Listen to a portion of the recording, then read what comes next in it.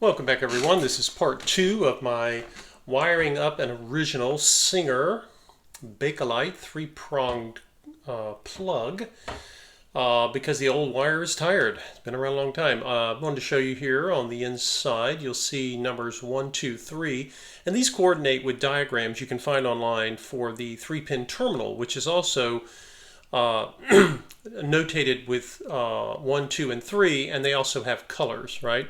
They'll have colors associated with them to help you know when you're trying to wire in the terminal what you're supposed to wire up.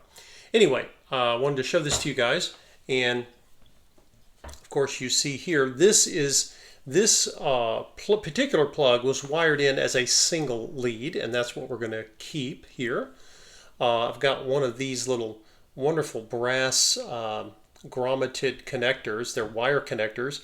I have a feeling Singer may have created these this way because I think Singer took a lot of feedback from its service crew because those servicers worked for Singer.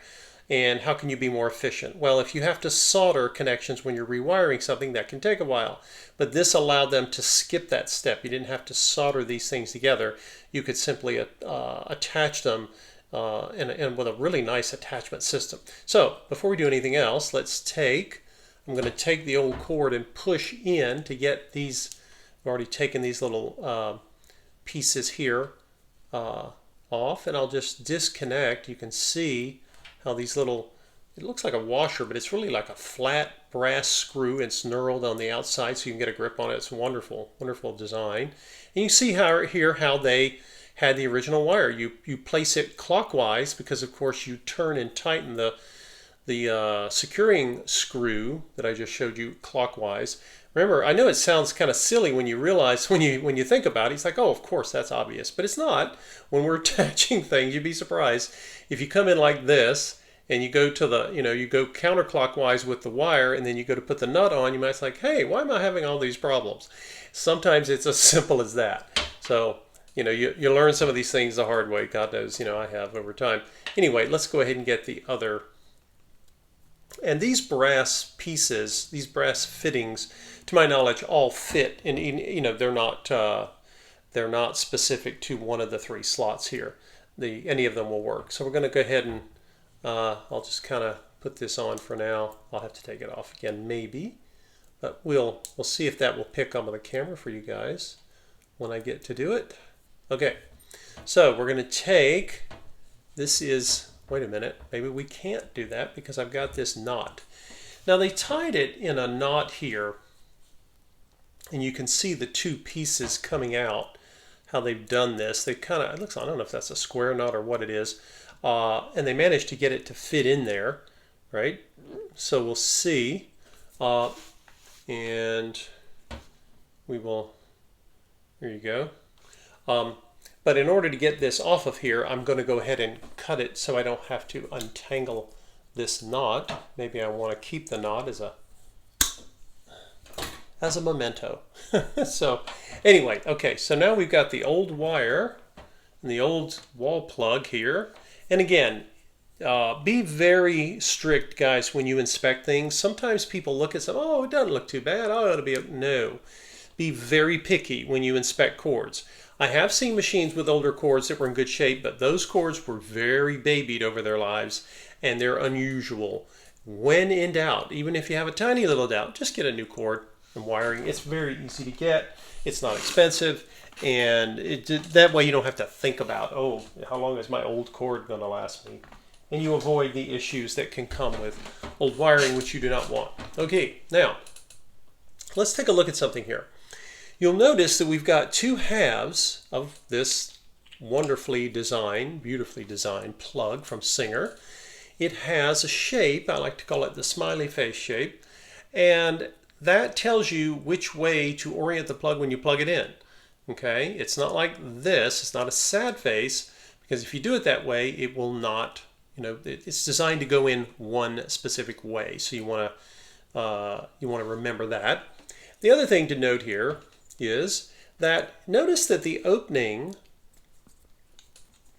where the cord goes into the plug is kind of oval shaped, and this is kind of a clue that it was really designed for one lead cord. Because if you look closely, you'll see there's a sort of a pattern here you notice the big circle here, right? That's because Singer also made these cords with a larger hole, and it was round instead of oval, and it was basically the round opening that Singer could have put in, or did put in some of their plugs, was exactly this big.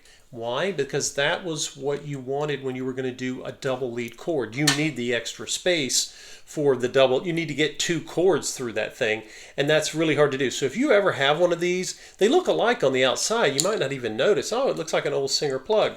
But look closely, because some were designed to have one wire going through. Give me a wire and I'll show you, okay? Like that, all right? And there's still some room. You got to have some play so you can get it in there. And allow it to flex a bit. But if we were going to do a double lead, right, we would be putting in 2 cords. And getting 2 cords in, this is not a great way to illustrate this, but you really need the larger round hole opening. So if you're ever wondering, and somebody may have tried to do 2 with this, but it's not as easy, right? Because down in here, I believe they made even the little place where you put these might be slightly different. It might be a slightly deeper design to allow, remember, you got to get 2 wires in there, and you're wrestling with it as it is. So we are going to be restoring this as a single lead, which is what this plug was designed for, and it has the wonderful S for Singer there. Okay, so what are we going to do? We need our cord, and I have my cord that I am going to be using. And she's in good shape, nice and pliable, and we have, of course, it's a 2-wire cord, which most vintage machines are. Now let's talk about how you splice a cord, right? There are 2 wires. This is a double wire cord, electrical cord. Many of you are used to. First thing we need to do is we need to separate these 2. Now this material was designed to do this, okay? They designed it this way. And I'm just going to take, this is just a pocket knife, but you want to be careful. You can also do this with an X-Acto blade, or you may have another tool, but you want to come right in the center, okay? Because if you're off either too much to the right or to the left, you don't want to compromise the insulation on the inside when this pulls apart. So I'm going to do this with this down. Just going to do the very tip, just the very tip here, just so I can get enough to pull on.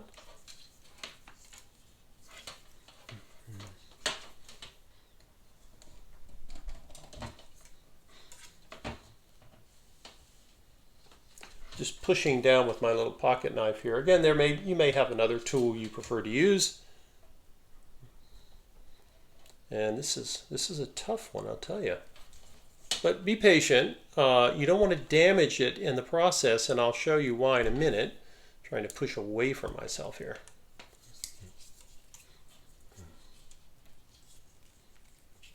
Don't put a lot of pressure here because you've got your precious fingers. There we go, just a little bit. All right, now notice that I cut right in the center here. Now I'm going to pull apart. Now if I did this right, we'll know in just a minute.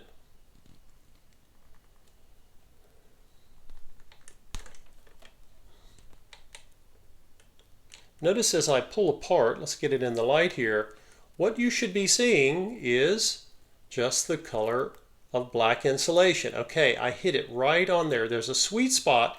When you hit it right in the center, these 2 should pull apart, but you should not see any copper or silver colored wire. Sometimes they're using something other than copper. Make sure you don't see any metal wire, because if you do, you've compromised the insulation on the wire, and you're going to have to cut back and start again. You don't want that. You really want the insulation to be intact. Now, how much space or how much of this do we peel back? That's a very important question, because when we get this into the plug, what we want is to have, as much as possible, the cord insulation intact, okay? So that we see one mono piece cord going into the plug, and then the wires come out like this when we get ready to, when they go into the plug, because they've got to go in two different directions, which you'll see in a moment. Okay, so you get a little something to measure with, and I've seen people do this 1 1/4. You can go as far as 1 1/2. I'm going to start with 1 1/4 here. If I can get my inch side, so that'll certainly help. So let's go 1 1/4 at first, and we can always take more off. I prefer to be a little conservative. What do they say in carpentry? Measure twice and cut once, or something like that. Okay, that's about 1 1/4.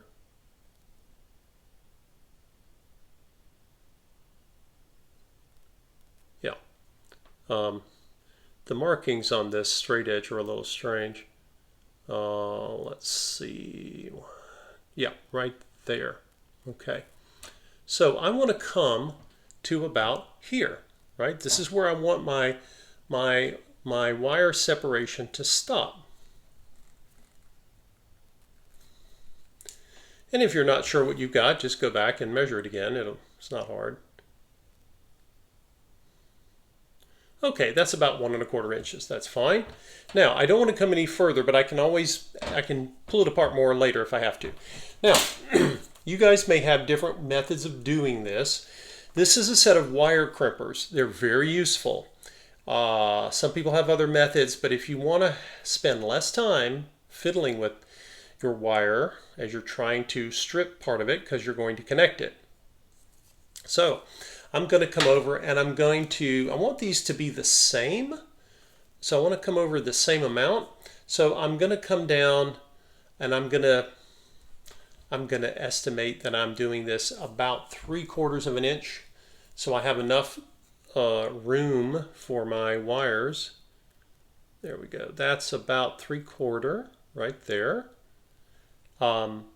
Because you need enough bare wire to wrap around these little connectors, but you only want enough to wrap around, right? You're not leaving things hanging out beyond that. So how do you mark this? Well, you can mark it by, once you have the measurement, you can mark it by maybe putting in just don't cut all the way. You don't want to cut your whole wire in half or damage the wire. I'm just going to put a little notch into my, you can see there, I put little notches into there so I know where it is, so I can see it, right?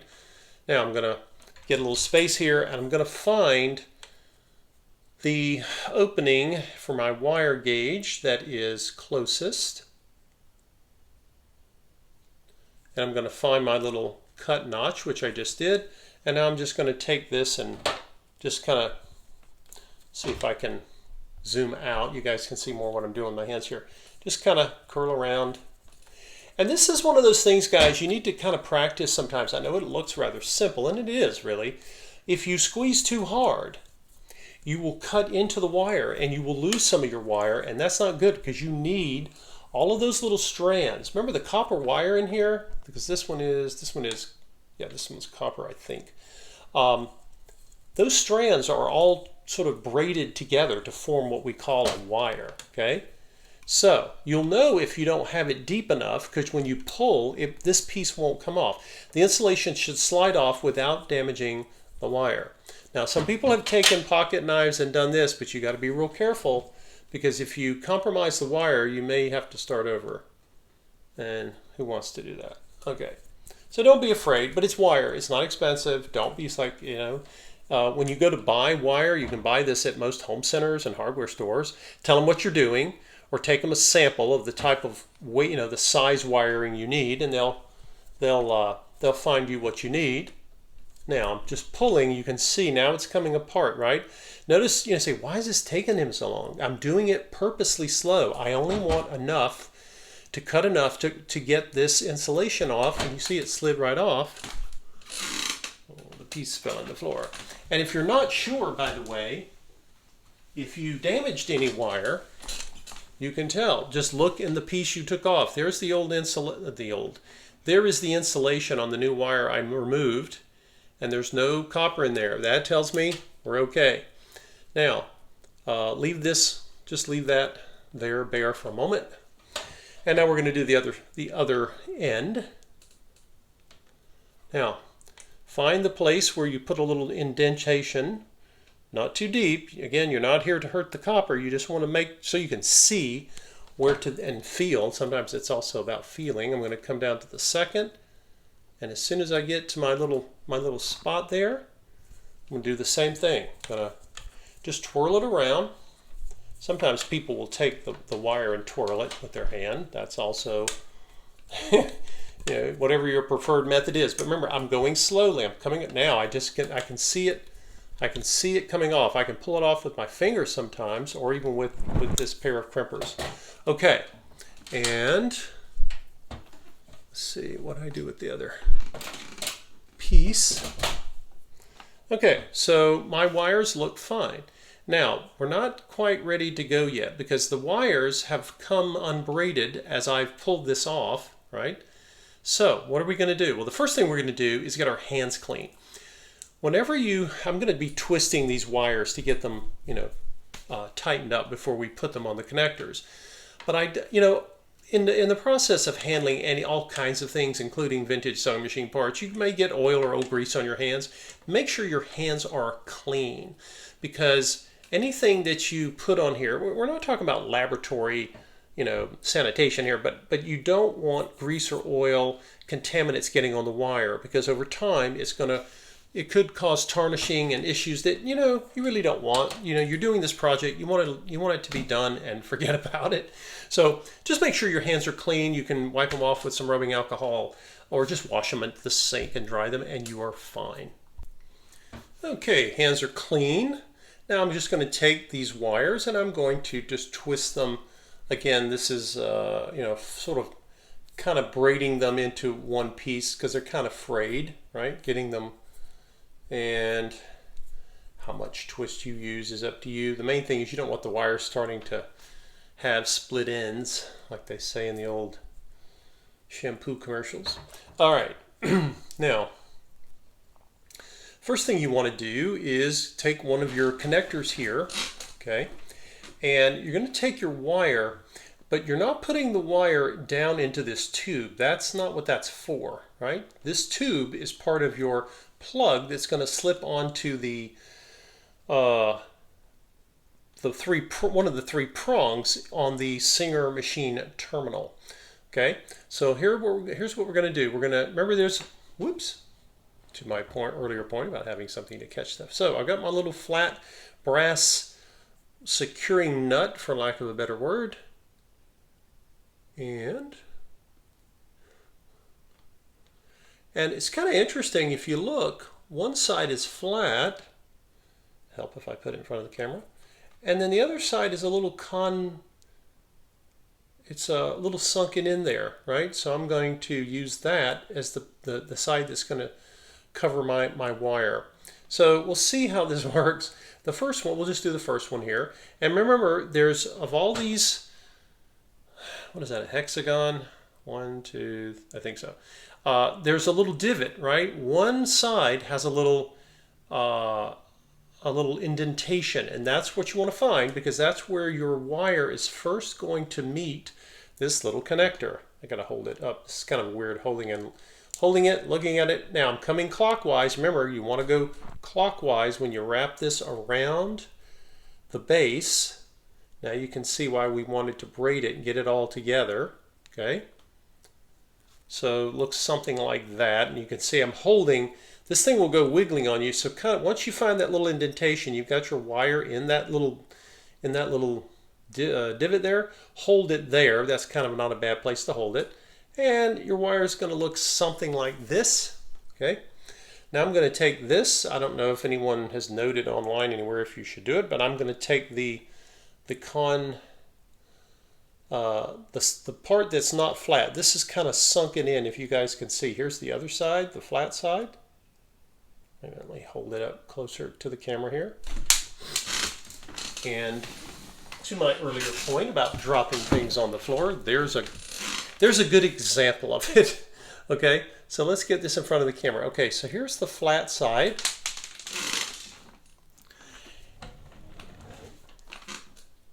And here's the hollowed out side. Convex, concave. It's escaping me at the moment. Anyway, So we're going to take this, okay, we've still got our wire, and I'm going to simply put this nut on here. Now, when you first do it, you're going to have to turn it, because remember, the wire is taking up some of that space. Don't let that bother you. Just keep turning, okay, until it threads, until you get it sort of locked on. All right, now I seem to have gotten the threads of the brass securing nut here. It's on there, and I'm just turning, and it's snug, okay? It's pretty darn snug. Now, how do you know you've got the wired secure? Well, look at where it attached, and then it goes under and it wrapped around. Just turn this wire connector, turn it around, just revolve it, and do you see any copper sticking out anywhere? Here's where the wire came to, right? But it's all underneath, right? And you may have a little something coming out, but most of the wire, most of the copper wire should be underneath between these two sections. And that's pretty secure, right? In fact, it's probably more secure than the old soldering was. And gosh, it's certainly time saving for you, and it certainly was for the Singer service folks when they were, would have had to come out maybe to change wiring on a machine for some reason. Okay, had to find the one I dropped on the floor. Now you can see another reason why it's good to have spares in case you lose one on the floor. But we're good, we found it. Okay, now we're going to do the same thing, and in the process of getting this one on, you might notice that some of the twist that I had put in had come out, so just go back, make sure your copper is nicely twisted there. And we're going to do the same thing with the other connector. These are not biased toward one side or another as far as the little connectors go. They fit in either one of the slots. Now, if you have a plug that you're going to do as a double lead, and you're going to include the two wires that come from the cord of the foot pedal, which we're not doing in this one because I don't have the plug for that. I have a single lead. The old one that I took apart, remember the one I salvaged? Oh yeah, there's the difference. I want you guys to see the difference. There's a difference in that, right? But I don't have the other half of this, so we're going to do a single lead on this rewire. But if I ever get a chance to do a double lead rewire, we'll use this one. And in that case, where you connect the specific wires of your foot pedal will make a difference because of how the three-prong system works, okay? So this only, what I'm showing you, Diddy, applies to a single lead where this plug is going to plug into the machine, and then the other end is going to plug into the wall or your surge protector or whatever you use for your power source. Okay, so that's what we're doing with this one. That's different than what we would do if we were doing a double lead, because where you attach and put the wires is more consequential in that situation. Let's put that there. Okay, so we're going to do from the top, this side, the same way. We're going to turn the little connector around, right, until you find the divot. Remember, there's just one side of this hexagon that has a little indentation, and you want to find that. Okay, we found it, so it's this side.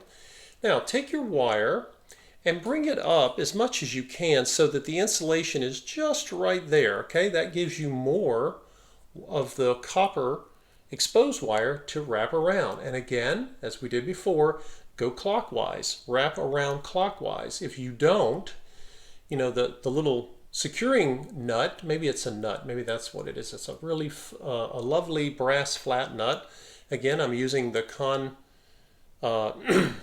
concave end, not the flat end. This may make no difference. This is just something I'm guessing. Now look what I've got here. You can see the black insulation. There's the end of the copper, and I'm already wrapping as soon as that copper end hits the top. Now I'm going to try to get this flat brass nut starting to thread. Once I get it threading, I'm basically almost there, right? And these little hexagon pieces, you can use pliers to hold this end, and you can even wrench it down. I don't find the need to because the knurled texture is so nice, I can grab a hold of it. And these hexagonal pieces, you can hold still. It's not like something round because they have sides to them. I can hold it with the left and then just turn with the right. And again, just keep turning. And eventually it'll stop. You know, you'll have it nice and snug. And just again, just take this same one like we did before and look around. Make sure there's no, that you know, obviously we've gotten, I think that's why that inside, the side that's concave is helpful, because if you use the flat side, then it's just, you know, it may be squished in between these two pieces, but it may want to come out. That little concave that one side of the nut here that's concave, I think it gives you space for that copper wire to live in there. And you can see you don't really see much of anything squished out like you would in a sandwich. So, okay, now.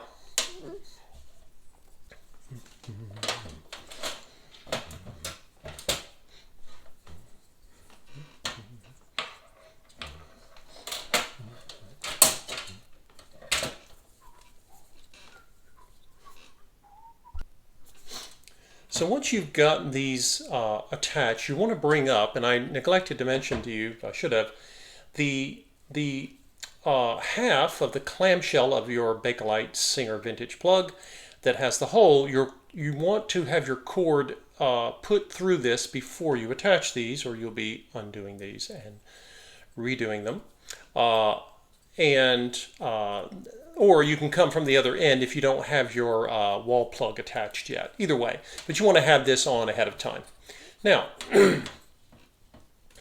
don't forget we have our spare. This one is here as a place setter, and you still want to use it. In fact, you want to go ahead and take it and just put it in the way the others are going to go in, with the little divot side down. We're not using it, but you definitely want it here because that's part of the structural integrity of your plug. And don't forget, you're going to have 3 prongs to plug in for most of your Singer cords that are like this. There are some exceptions to that, but now I'm going to take one of these wires from the cord, and I'm going to make sure that, remember the end, you'll know the end where the divot is because you can see where your wire went into it, and we're going to put it, you may have to finagle this a little bit, because remember, your new cord is stiffer. It's not as flexible usually as the original was. And if you look here, what's happening, I need to make sure there's a little path for the wire to come in, right? So if you do this, you're going to be fighting it, and it's not going to sit flush, and you're not going to get your plug closed. So again, just be patient and don't be in a hurry, and you know, change the angle, give yourself some more slack here if you need for the overall cord. And let's see how. We just want to make sure that we're following along the little path that Singer designed for these things. They had a specific method to their madness. Not really madness. Now,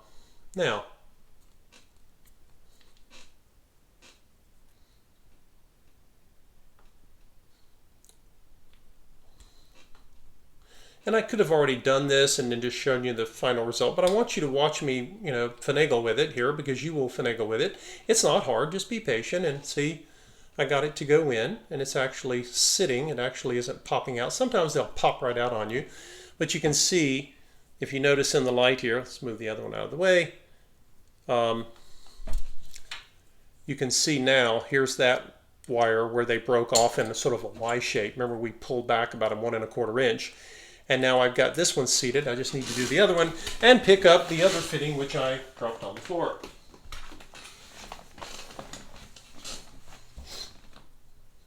Okay, so we'll do the same thing on this side. And again, if it's not reaching or if it's fighting you, you can push, whoops, you can push up and maybe that'll happen. Again, this is kind of like a game of whack-a-mole sometimes with these things. You have to laugh at yourself. I mean, come on, you know, it's almost like a slapstick comedy episode sometimes. And you know, I'm very passionate about these machines and doing this restoration work, but if you take it too seriously, it can make you cry sometimes, so don't do that. Just, like I say, try to have a sense of humor about it.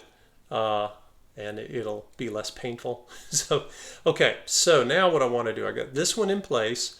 Remember, I want my divot side down, right? So I'm going to have to make sure that I'm wiggling my cord into the little maze there, the little tunnel, if you will, little wire tunnel, and make sure that I've got it in the right spot.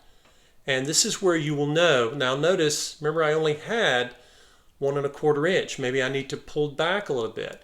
But I did that on purpose. I don't want to have more. Sometimes it's hard to guess with these things. So I'm going to put this in place. See if I can get it to seat, right? And if I can, make sure that my little wire is over here. Now again, if this fights you and you keep trying and trying, you may have to, remember where the 2 wires, remember we pulled them back into the sort of Y shape like a wishbone? Maybe we have to pull more. I don't think I do. I kind of like it this way because I really want to see nothing but the fully insulated whole cord coming out there. Now, don't forget to take your spare, because this is important for plugging in your machine. Don't discount this. There's our divot. We're going to put our divot down, just like the other 2. And it's not connected to your cord, but you're going to need it. So don't give it short shrift. Now, let's take this. This is our piece. And see, we're going to kind of wiggle and press. Don't force it, okay? If it's giving you a lot of resistance, hold off. It's Bakelite. You don't want to break it. Okay, so I'm going to see if something is not seating right. I have a feeling it might be this middle one, because if I take and push this on, well, no, it's actually not really seated there either. Okay, this one's nice, and this one's sticking out a bit. So what are we going to do here? Let's see. You can see the one on the right is where it needs to be. The one on the left is being stubborn. So let's see, why is it being so stubborn? Okay, make sure we have it in the right position. Okay, it's further down. I don't think it's exactly where I want it to be here, and it could be the tension of the wire is making it want to pop up, right? Because remember, we measured just enough, so I can even push up. You notice I'm pushing up just a bit. I don't want to pop everything out.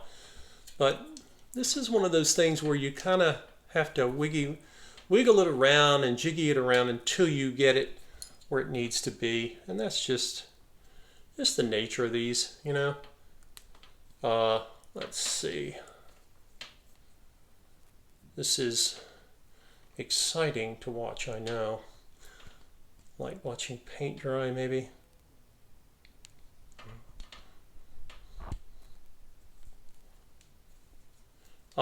Do not take a hammer to this. Remember, the Bakelite is not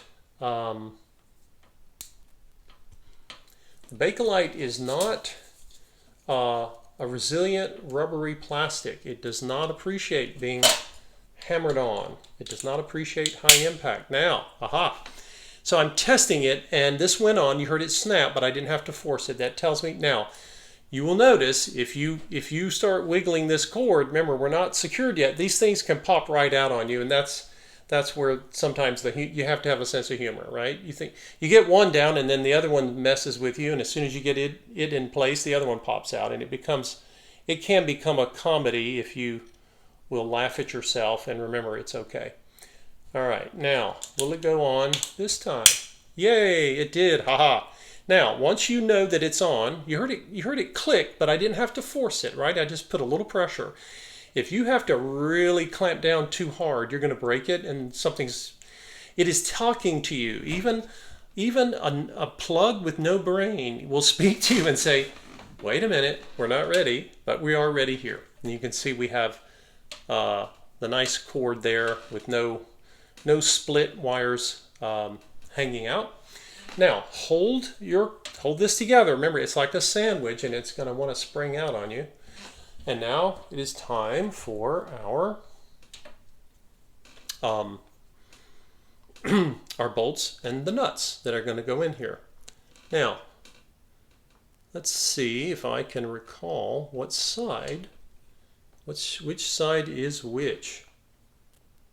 Okay, this side here where you see the S, that is where, and I can see this because I can see the indentations. You'll see the shape. That's where the nuts are going to go, okay? So the bolts are going to go from the underside, because if you look at the shape here, it's just round. It doesn't have the hexagonal pattern. Okay. I'm going to go ahead and put the other one. You can do one at a time. Actually, it's probably not a bad idea unless you can hold both in place, because these will want to pop out on you. But my thumb's large enough, I just lay it across there, maybe do it that way. Okay. Now, remember, do this over a towel or a tray, guys. These tiny little nuts, you don't want to have to hunt for them, trust me. Ask me how I know. All right. Now, the best way to do this is this nut, you want to kind of put your thumb under it and then take your screwdriver and turn the little screw. Do not tighten this so much that if you have to grunt to tighten this, no. You're doing too much pressure. This is Bakelite, right? You have a piece of steel. So now you'll know if the nut's just turning, it means you're not holding it still and the nut will not be secure. So you got to kind of hold the nut still and turn this at the same time. And when it becomes snug, you'll feel it. That's it. Boom. That's enough. Okay. And let's put this in the light and you'll see what I mean. I turn this, it won't turn anymore. If it keeps turning, that means that you have not stopped the nut from turning and it's just turning with the bolt. But when I do this, it won't turn anymore and I'm stopping. And just to be sure, you can look at the surface and notice that in fact the nut has been threaded onto the bolt, right? That's the best way I know how to do it. And okay, this bolt hasn't fallen out on me yet, so I took a chance that I could put both in before and not do just one at a time. Okay, so I've got my little nut here. I'm going to seat it right on top, and then I'm going to put my finger here and then flip it over. Hold your finger there or you're going to lose the nut. It's going to go flying. Now, take this bolt, and you'll feel the nut will want to move. Just hold it with your finger. It should be enough pressure, okay? And if you feel the bolt getting more and more secure and starting to tighten, you know that you're doing it right on the other side with the nut. Just keep turning.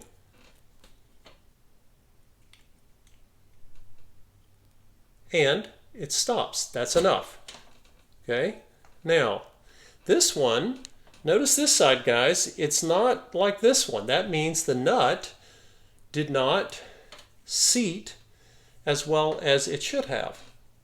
So, I'm going to question whether it is cross-threaded or if it's threaded properly. So I'm going to undo the bolt, okay? Now, notice let me just take it off and try again. Okay, let's try it. It's a little strange. Now this way, here's another option for you. Take your fingernail and hold one end of the nut like that, and then come underneath, right? There's several ways you can approach this, and you'll turn and you'll feel the bolt turning. But if it just keeps turning loosely and it never engages, then there's something off here. So I don't think I've gotten this threaded right. Isn't it funny that the last little thing can just it just wants to be ornery, right? But that's okay. Our patience will save us, hopefully.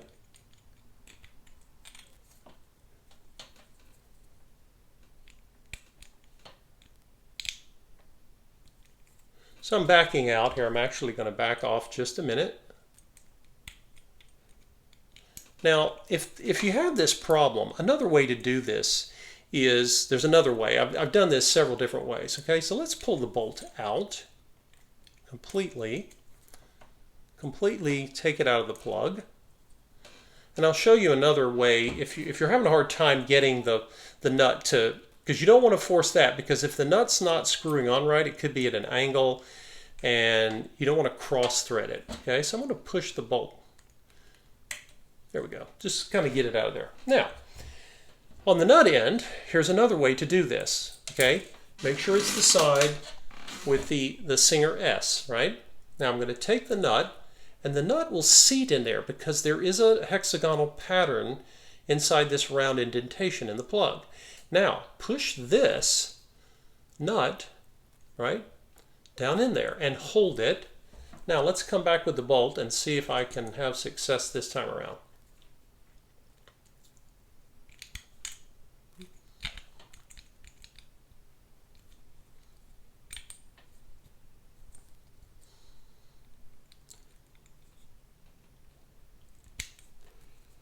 I'm getting resistance, but it's still turning, so we're not quite there yet.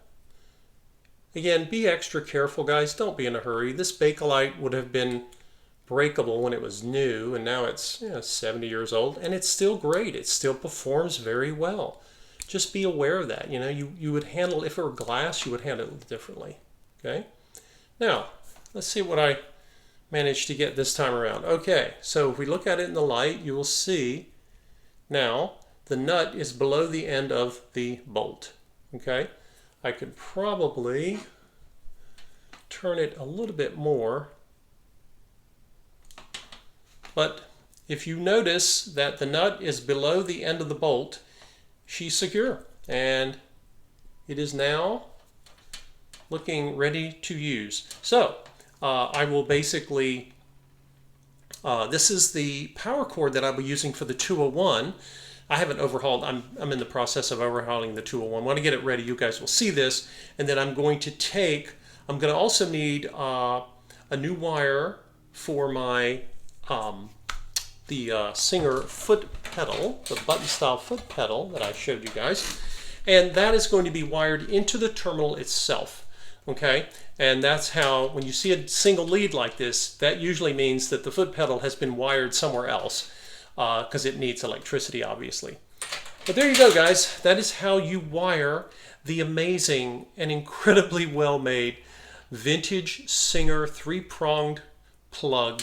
They used this for decades, for generations, and eventually they would change plug styles over time. By the late 50s, early 60s, they had moved on to a different style. But again, this is your friend, though. People can say, oh, well, Singer took forever to upgrade or update their plug styles. I like the fact that they didn't change things every year just because. It makes it a lot easier for those of us who restore machines. And when Singer had something that worked well, they stuck with it. And there are times, you could certainly argue they were not always the ahead of the curve, but they were an innovative company. They just were a little slower at times. But they were consistent, and the quality was there, obviously. It's one of the most famous names in all of sewingdom.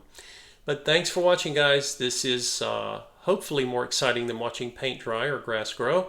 But I just wanted you guys to see, when I've been talking to you about the quality of the plug, you must think, what is he talking about? I mean, modern electrical plugs, most of them are not made with brass, and they're certainly not made to be disassembled and maintained and updated, maintenanced with new wires. This, of course, is soft wiring. Only lasts it lasts for decades, but eventually it dry rots and cracks and needs replacement. But like I say, back in the day, things were made differently. Not only were they made better, they were made to be serviced. Even something as lowly as an electrical plug. Thanks for watching, everyone. Stay safe, and we will see you all soon.